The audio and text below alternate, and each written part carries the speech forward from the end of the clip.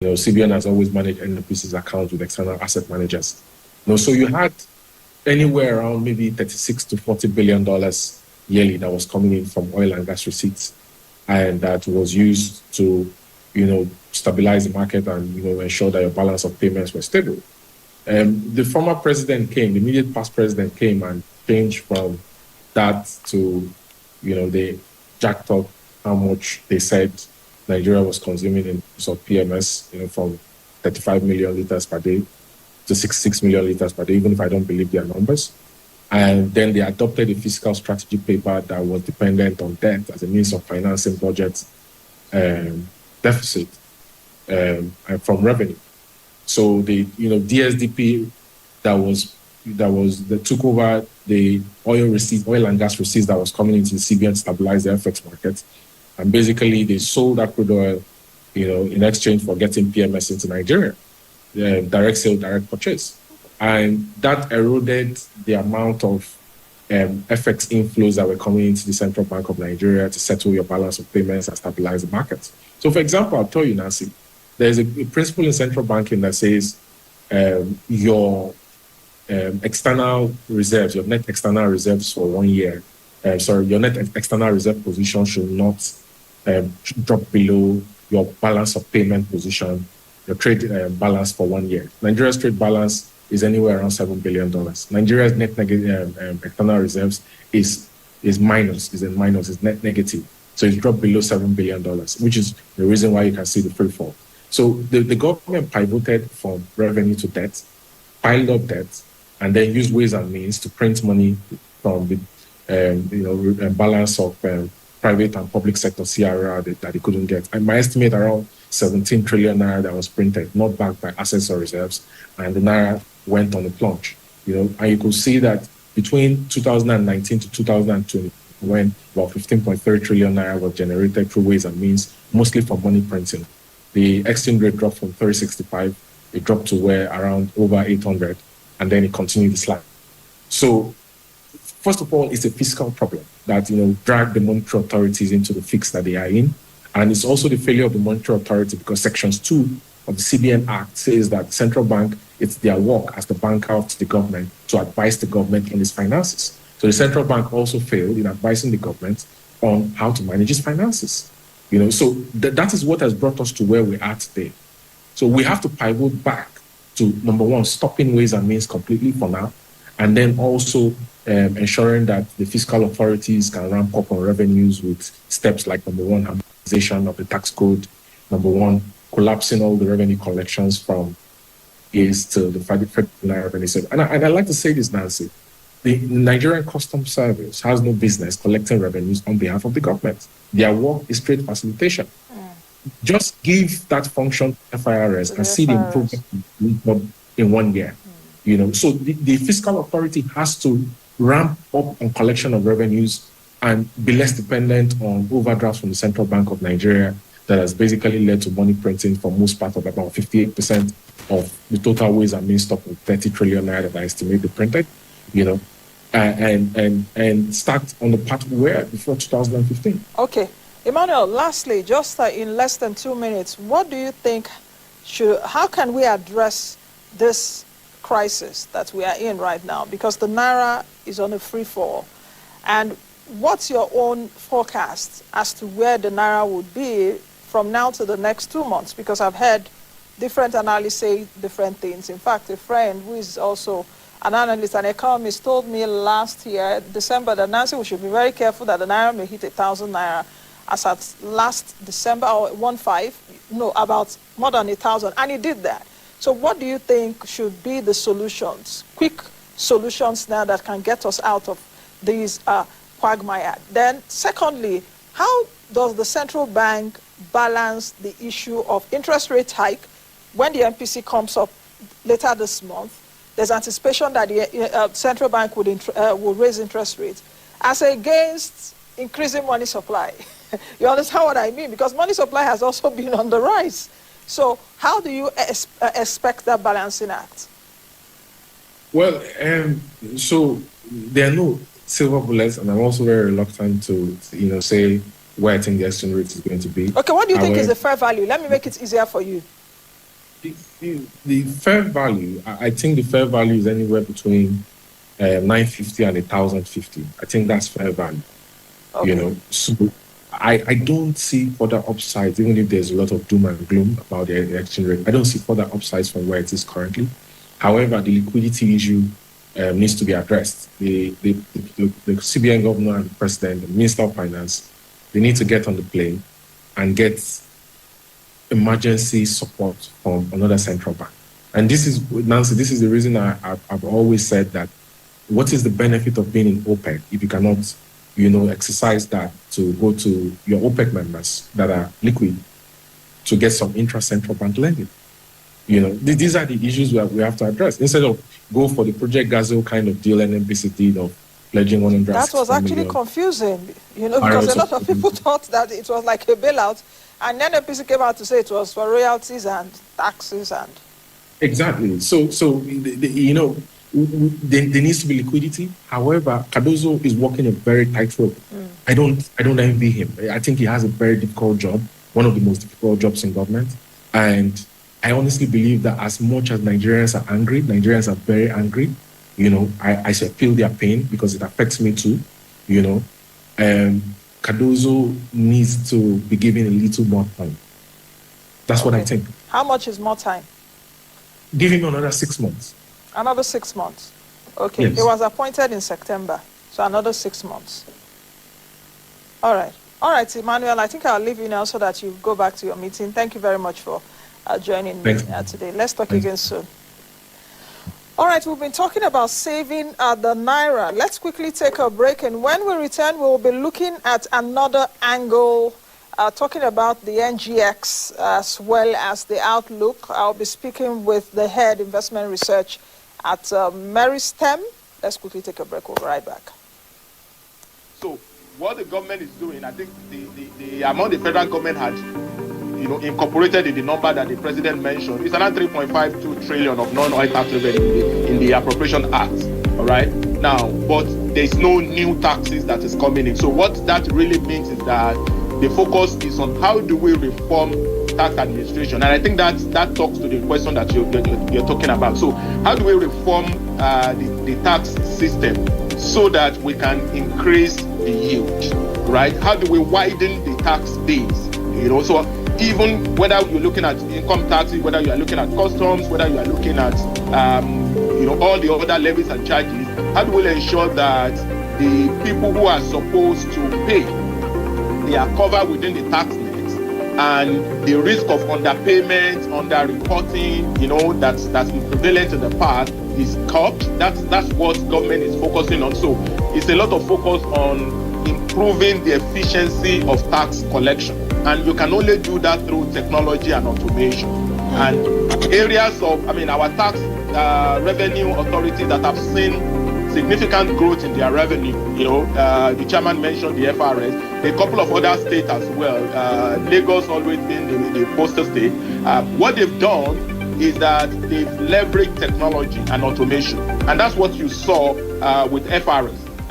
2023 FRS will probably close in the range of something above 12 trillion. The year before it was around 10 trillion, which was a significant jump from what we had in 2021. And the only difference, in addition to the impact of the revenue and the Finance Act that came in, and changing in rates and all of that, one major trigger of that increment is, the transformation that has happened through the use of technology, tax promas and some other states that are also leveraging technology. So reforming the system, ensuring that we improve the efficiency of collection, particularly focusing on technology and automation is essentially what we need to be able to increase the tax yield and ensure that while we're trying to get more, it's not, coming to impose a significantly harder burden on the taxpayer, because that's the balance that is really needed.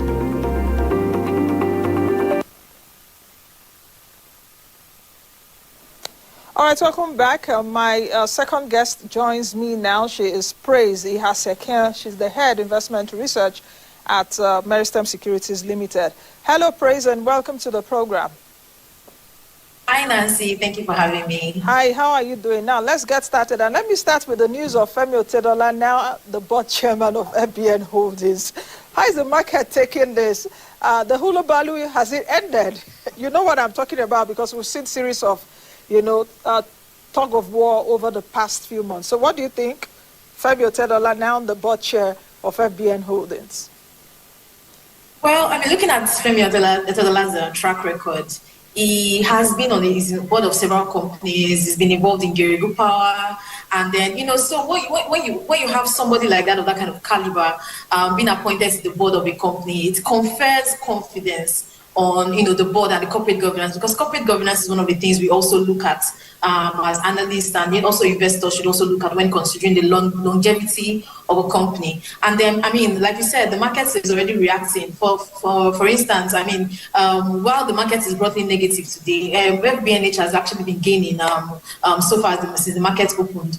And so, looking at bank performances, and a lot is happening with banks these days. And then, of course, we know a lot has happened with FBNH. FBNH has, there's always something about the board of directors, and then we typically know that there's a lot of news about FBNH. So this is also, confers in confidence on investors' ability to buy into the stock, because it's very important to have a board of directors and a board of directors and a board chairman that speaks to what the future of the company would be like.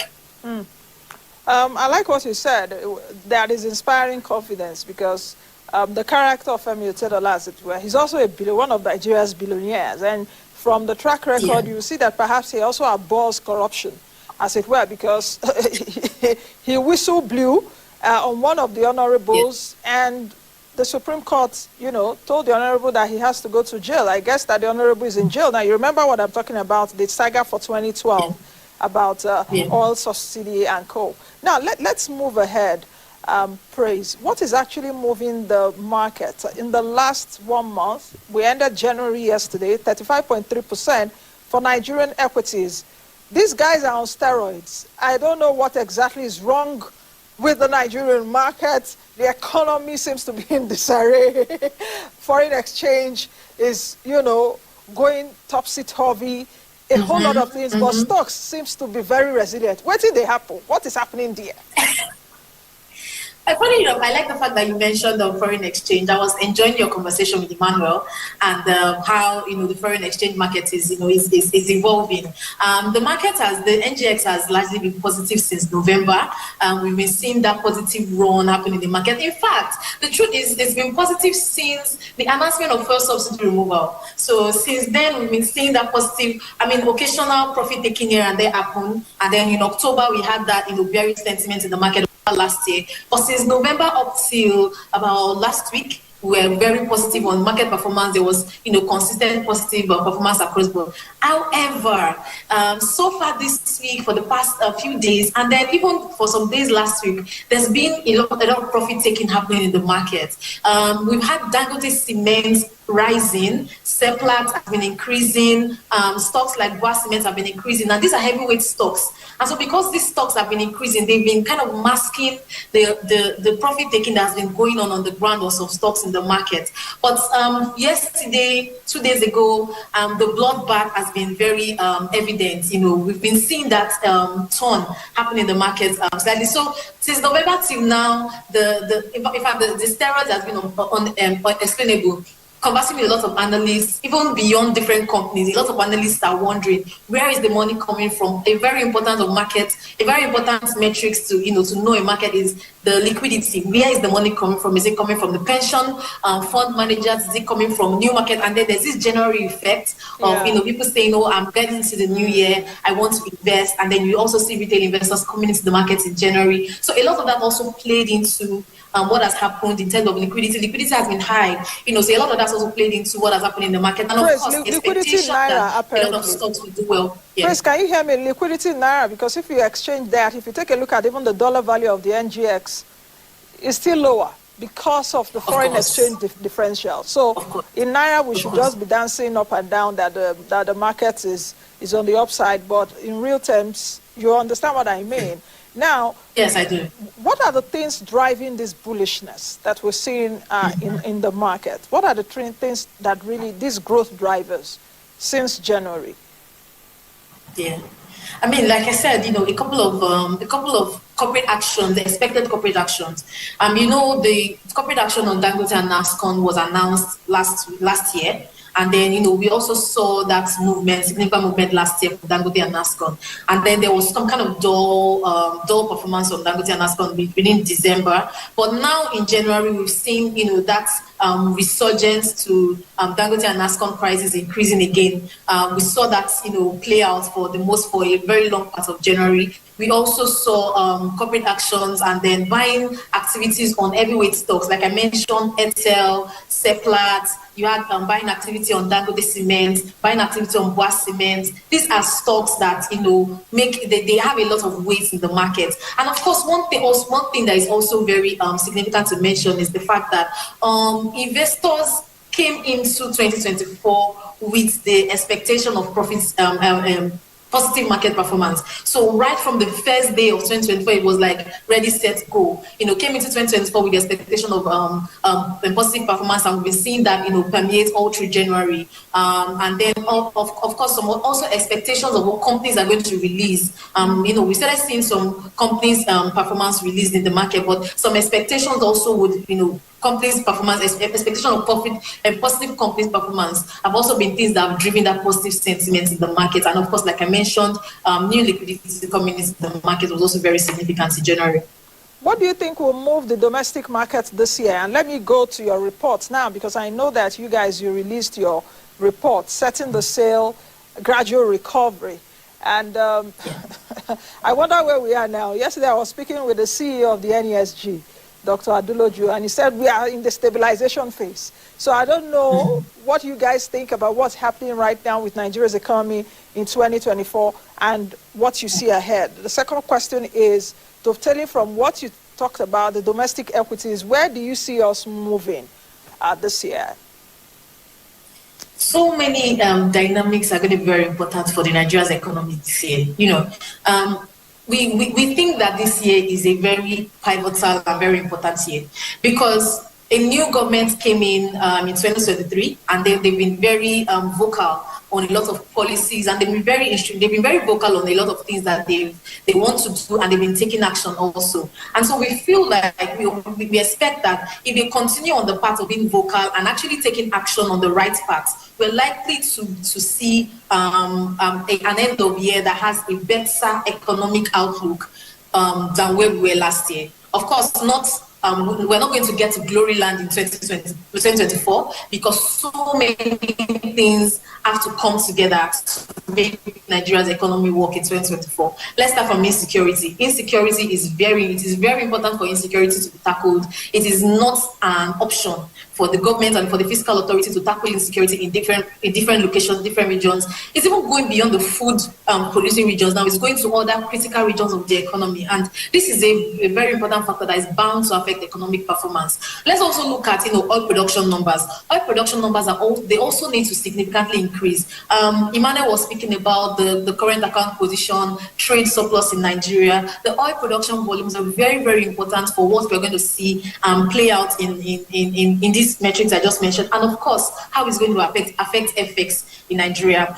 He spoke to some of the policies that that the government's already put in place and things they need to do, and I tend to agree with his thought process. It's very important for FX to be tackled if we're going to see that significant move from where we were in 2023 to where we are going to be in 2024. It's very important for FX situation to be tackled. But looking at where we are right now in terms of market performance, our expectation actually is that 2024 is also going to be a positive year for Nigeria's equities market compared to 2023. And just like the way 2023 was, and what we've been seeing since 2020, basically, we've been seeing the market close up on the NGX side close up since 2020, and we expect 2024 to be no exception. Some of the things that will affect this year is that we expect more corporate actions to happen this year. Apart from new company releases, we think that more companies will come to list in the market this year. Some of the policies and plans that affected company performance last year, like the subsidy. Pres, if you can hear me, because I saw it also in your report where you said there'll be, of course, corporate actions and new listings. And I'm wondering where the analysis and insight is coming from in terms of new listings when we have some companies shutting down, we have some companies leaving the shores of Nigeria because of the foreign exchange crisis that we are in. So where is that optimism coming from at Meristem that you will see new listings? Are you guys looking at NNPC Limited, for example, listing on the market? Which companies are you looking at specifically? Or which sectors? Let me make it easy for you. Yes. Okay. So I was actually going to speak to the sectors. You mentioned, I was actually going to speak. So you mentioned that last year we know that the FX situation was really significant, and we saw GSK leave Nigeria. We saw P&G, decide to also leave. Scaling down its products and co. Yeah. Yes, major consumer goods players leave the market. But then we noticed that the oil and gas sector actually reported good positive numbers last year because of the first subsidy removal and some of the other upstream policies that happened last year. So based on that, we expect the oil and gas sector to actually attract new listings in 2024. Yes, you mentioned the NNPC. We are also considering the listing of Dangote Refinery. The Dangote Refinery is likely to have a dual listing in both in the Nigerian market and also either in London Stock Exchange or any other exchange or foreign stock exchange. This is also going to boost performance and boost foreign investors' participation in Nigeria's markets. So that's one other thing that we're also looking at. Even the fact that a lot of companies are right now considering the need to raise money from the equities market beyond debt raising, because right now we know that fixed income yields in the Sena climbs, like Emmanuel called it safe havens. They're quite high right now. Eurobond yields are high, and then all these instruments, they're quite high right now. It's quite expensive right now to raise money at the foreign market. Even coming into Nigeria's domestic market, the rates to do a commercial paper, to do a bond right now. So companies might, we expect companies to actually favor coming to the equities market to raise money and to raise, to list on the equities market, and also, to basically be able to benefit from the public perception of the company. We also expect, apart from the oil and gas, we expect more the policies going on in the electricity sector. There's a lot of policies. There's a lot of that the government is and querying electricity, and we also expect this to attract more listings into these particular sectors. Now, for consumer goods sector, like you mentioned, last year we saw that significant exit. Even companies that did not exit, they shut down some of their operations. For instance, Guinness shut down and the importation of some products, and so this of course is going to affect. But then we also expect that most of the metrics that impacted performance in 2023, they are likely to wane. The impact is likely to wane in 2024. Companies are likely to adapt better to fuel subsidy removal, and then the FX situation, we expect companies to also adapt better to FX situation in 2024. And given that, due to that, the negative impact of policy reforms in their 2024 books is likely to be less. And then, of course, it's still going to be there because, high cost and all that, but it's likely to be less than what we had in 2024. And this should boost the economic performance for companies, for economic performance in the company, for the economy, and also performance for companies in 2024. And this should also attract more listings into the market. So these things put together, they're part of things that we expect to boost market performance.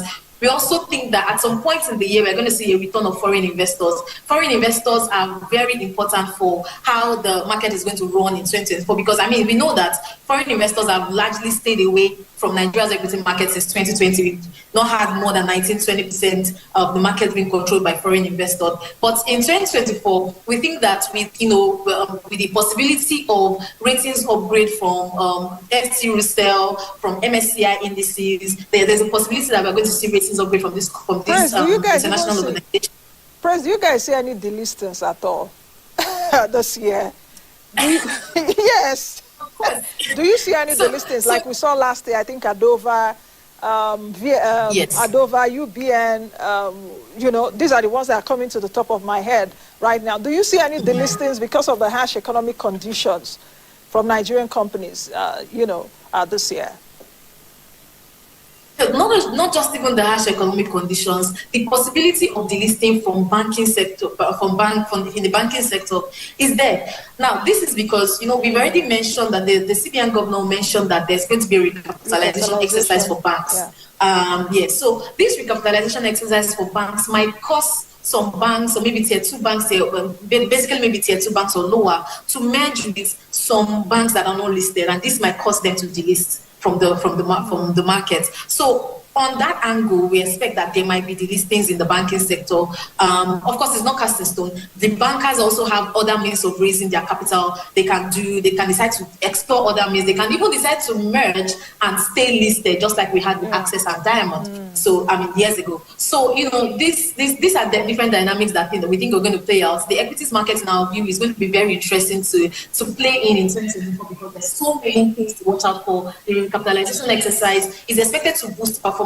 Yes, and it's expected to, the corporate actions that would follow is expected to boost performance of these stocks on the NGX. But like I mentioned, we cannot totally rule out the possibility that a company might decide, I'm going to delist and I'm going to merge with a company, with a bank that is not listed, and then decide to go off the market. That's a very huge possibility that we a lot of us have also considered. And then, of course, on the consumer goods space, if we see another external shock, because right now they are just recovering from the things that happened in 2023. If we do see another shock, maybe an unanticipated shock, just like COVID happened, Russia, Ukraine, and it was not expected to go to that magnitude. If we do see those shocks happen, those are threats that can affect consumer goods companies in 2023, because we know consumer goods companies are very exposed to importation and they need to import to get their raw materials. These shocks are going to impact, and then this might lead to further delistings on the consumer goods or even living in Nigerian markets totally. So for that angle, we also expect that.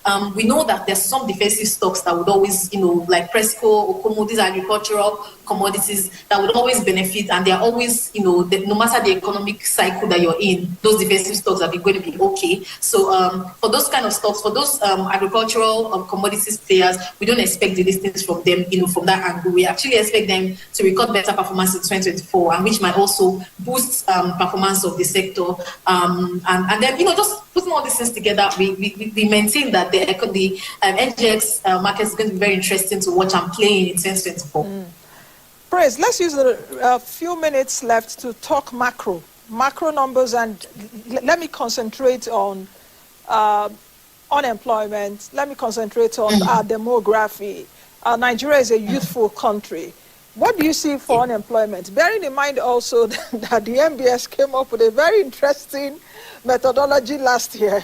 In fact, when I had the Statistician General on the program, he was struggling to explain why the unemployment rate is 4.1%. Now, what am I driving at? With this socio-economic challenge, the hurdles that Nigerians are facing on a daily basis, what do you see for the, for the market, the labor market? What do you guys also see from your report? Of course, I saw your report. What do you see perhaps for this year in terms of unemployment numbers? What do you see also for our population demography? Is it high time that our government takes a stance on our population? I mean, it's quite interesting that you reference the new unemployment numbers. Of course, almost everybody had the same reaction that you had to say, we are out or we are getting 5.3. So if I work for 1 hour in a week, you tell me that I'm employed. So the interesting is that the methodology changed. I understand and we took some time to study. We took some time to study this methodology from where it was and what it is now. Before, if you were working for between 1 hour to 19 hours, you were not employed. But now, once you work for 1 hour in a day, according to the new methodology, you are employed.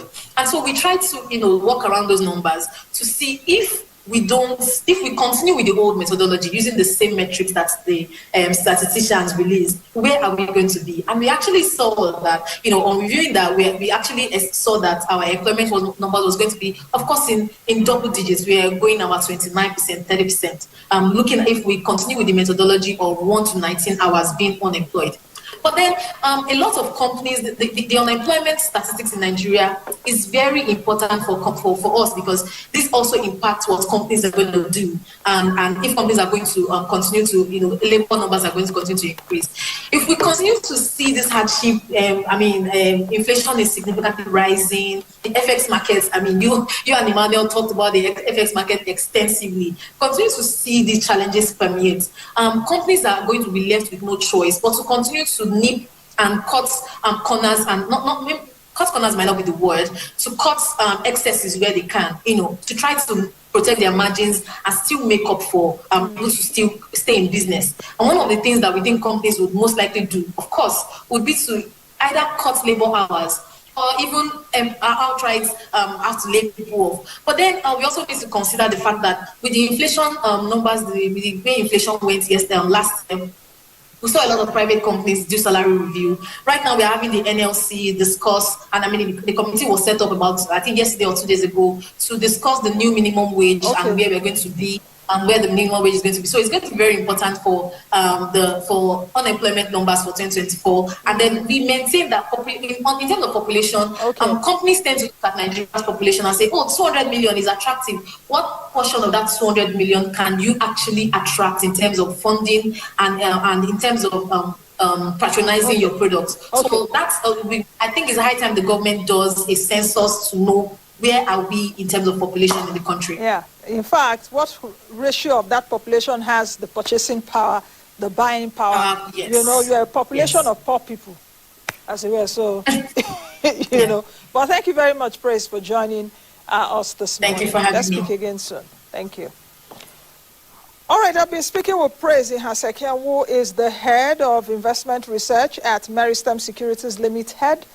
We've talked about a lot of things this morning, but please, let's see you again tomorrow. Joining me on this channel, same time. I am Nancy Najib. Be the best you can be and be the change that you want to see. And let's just still be resilient, because that is one currency we all have as Nigerians. We are resilient. I'll see you all again tomorrow. Bye now.